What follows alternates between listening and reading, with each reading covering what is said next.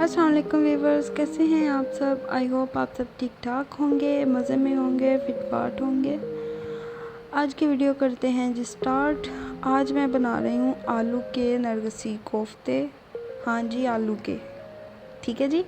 इसके लिए सबसे पहले हमें चाहिए जी हाफ़ के जी आलू बॉयल किए हुए हैं मैंने, 5 अंडे बॉयल, ब्रेड क्रम्स 1 अंडा फेंट लिया मैंने। उसके बाद चाहिए जी ये है धनिया पाउडर, काली मिर्च, ज़ीरा पाउडर, गरम मसाला, उसके बाद हल्दी थोड़ी सी, नमक, लाल मिर्च पाउडर, ठीक है जी।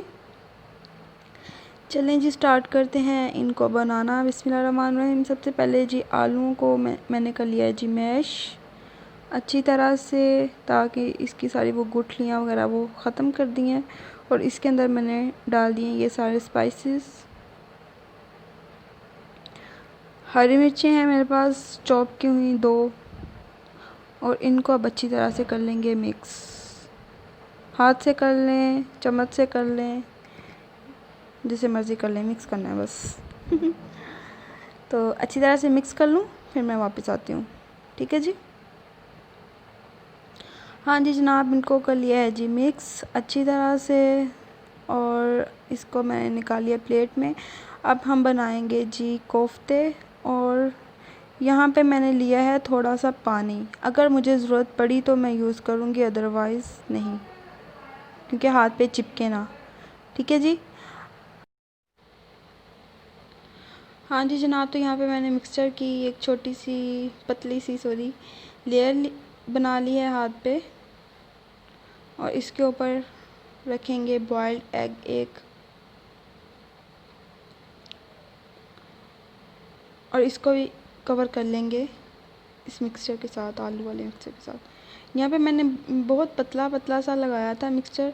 अगर आप चाहें तो आप ज़रा मोटी लेयर भी लगा सकते हैं, लेकिन मैंने बिल्कुल इसको पतली पतली सी लगाई थी, क्योंकि साइज़ इनका फिर काफ़ी बड़ा हो जाना है। अंडा भी फुल लगाया हुआ है।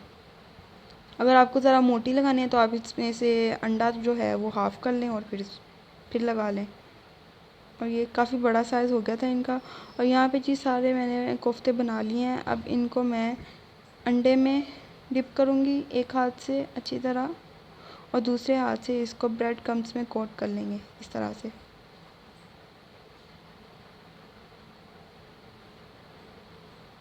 दूसरा हाथ इसलिए यूज़ कर रही हूँ कि यहाँ पे जो ब्रेड क्रम्स हैं वो हमारे ख़राब ना हों।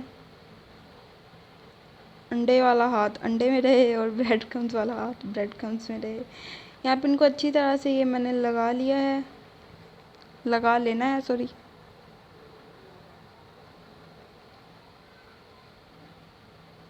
पहले मैंने सबको एक दफ़ा अंडे में डिप किया, और उसके बाद इसके ऊपर ब्रेड क्रम्स की कोटिंग की, और दूसरी दफ़ा दोबारा से सिर्फ ब्रेड क्रम्ब की कोटिंग की थी, अंडे में डिप नहीं किया था। एक दफ़ा अंडे में डिप किया और 2 दफ़ा ब्रेड क्रम्स में। ये देखिए इस तरह से बन गए हैं। और यहाँ पे मैंने जो है ऑयल है, ये हाई पे था, लेकिन आप मीडियम रखिएगा, क्योंकि फिर वो एक ना जो शुरू में डाला था वो ज़रा ना जल गया था ज़्यादा। हाई पे रखा था मैंने, वो डालते डालते ही हो गया था।